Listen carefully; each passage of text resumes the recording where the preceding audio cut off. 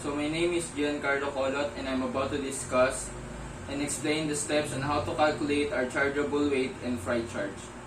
So we have 5 steps in doing this. First is we calculate the actual weight. Second step is we calculate the volume weight. Third step is we determine the chargeable weight. And fourth step is we determine the freight weight. And fifth step is to calculate our freight charge. So first is, paano ba natin makakalculate yung actual weight? So we have factors in considering this. Unang-una is, how many pieces are there in the shipment? Second is, kung ano ba yung weight nung each piece.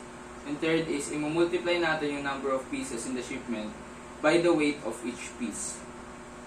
Second is, paano natin makakalculate yung volume weight? Is first, ganun din, how many pieces are in the shipment. Second is, ano nga ba yung dimensions ng each piece or gaano siya kalaki. And third is, i-multiply natin yung number of pieces in the shipment by the dimensions of each piece. Third step is, paano natin madedetermine yung freight charge is, i-multiply natin yung chargeable weight by the applicable air cargo rate. So, let's practice.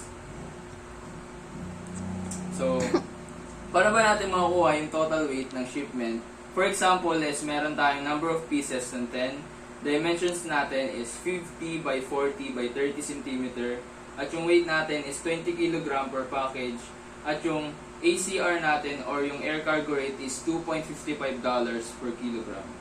So, 10 package, number of pieces, tas ita-times lang natin sa weight niya, which is 20 kg, is equals to 200 kg. So, paano natin makukuha yung volume of one package is, ita-times lang natin yung dimensions, and para makuha natin yung total volume rate, which is 50 times 40 times 30 is equals to 60,000 cm3.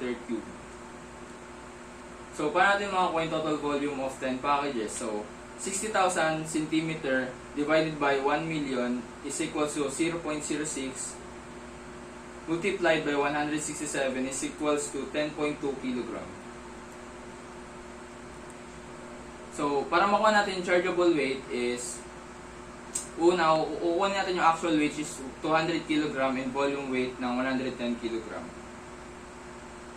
And freight charge, which is yung chargeable weight natin na 200 kg times CAD or yung $2.55 per kilogram is magkoko siya ng $510.